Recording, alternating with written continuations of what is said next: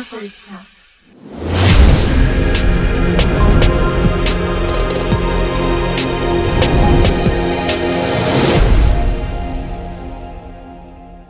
Today I'm with Chuck Champlin at LA Book Fair, and we're going to conduct an exclusive interview about Think Like a Molecule.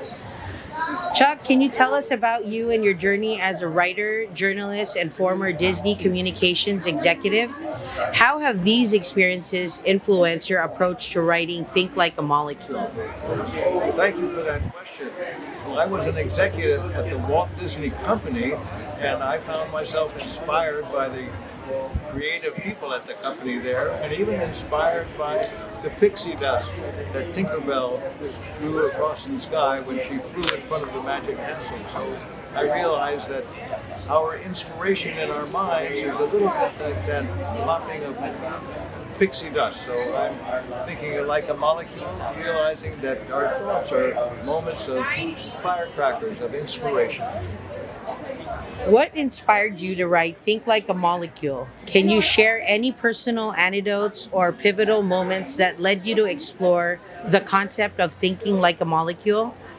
I've been a fan of Carl Sagan, who was a popularizer of science for many years, and so I'm very interested in the developments of science. And thinking like a molecule means realizing that the structures of the molecules inside our minds, inside the world, sort of mirror the thoughts, the way we connect thoughts, aha moments of inspiration, where we realize we have something to say. And perhaps our ideas will connect in our minds with other people who might be interested in them as well.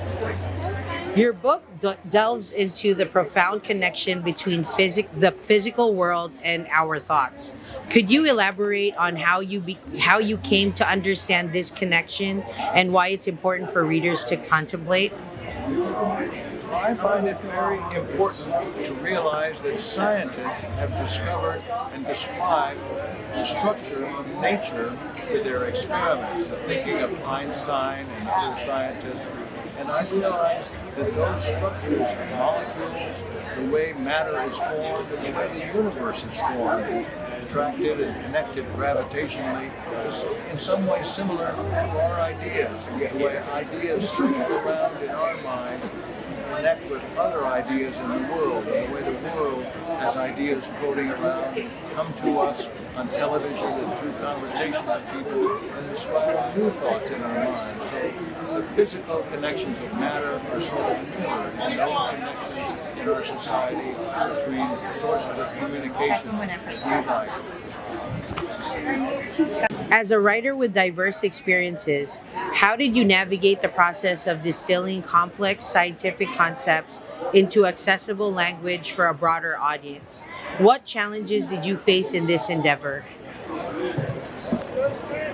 Well, I was a student at the University of California in Berkeley and was an English major there, so I learned a lot about writing properly.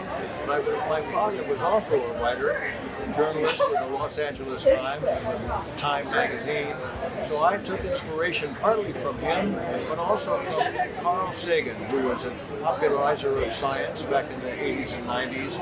So I've been very moved and very inspired by science, also by my mother, who was a chemistry major and really inspired me with some experiments she did before me when I was about 6 years old. So I've been surrounded by inspiring figures all of my life.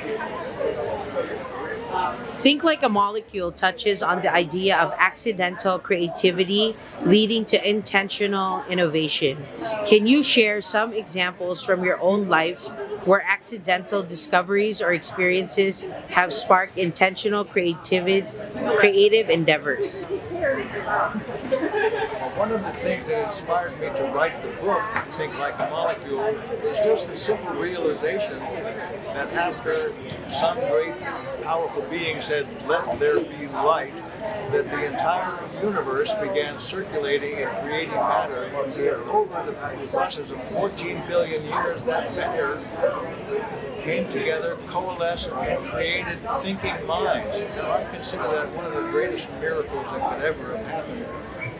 But seeing all of those thoughts now, looking back towards the creation of that matter, trying to understand how that could possibly have happened, and as you look at the complex creation of molecules, you realize electrical pathways in our brain are almost a logical result.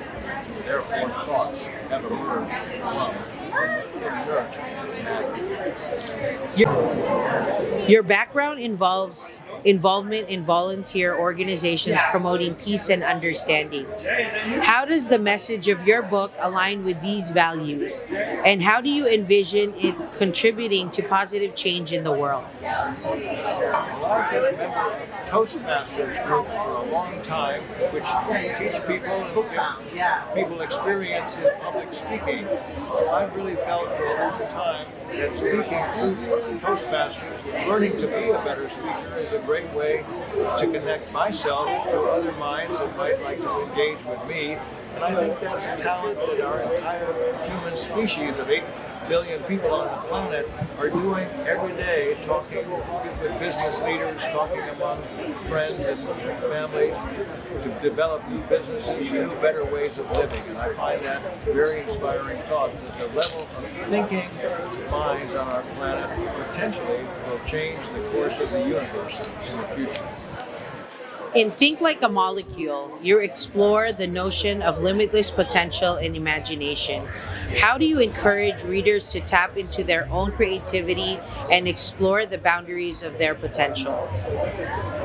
Well, having worked for the Walt Disney Company for a long time where they talk about the magic, I feel that there is magic in the mind that can imagine new possibilities. And I find all of us have that ability to create magic in our lives by simply paying attention to those moments of inspiration in our mind, which frankly are gifts from our minds and our subconscious.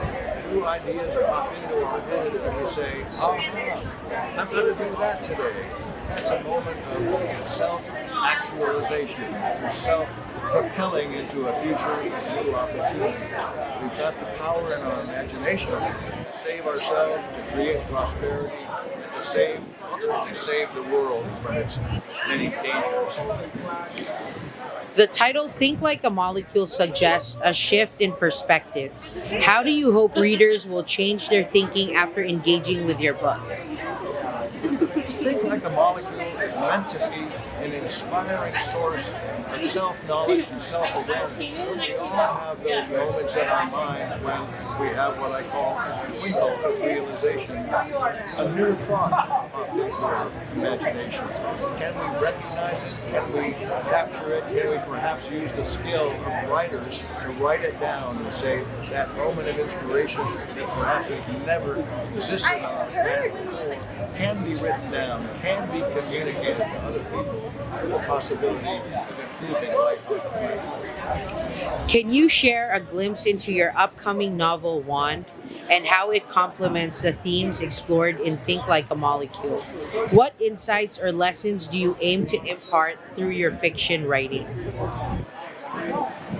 My novel, Wand, was inspired by the media mogul Ted Turner, who offered money for novels that might help improve the survivability and prosperity of humanity. A wand in my novel was a pen or a pencil, which is a source and the imprint of our creativity on paper or even to television, spreading ideas around the world. So, Wand, the power of the pencil to change the world for the better.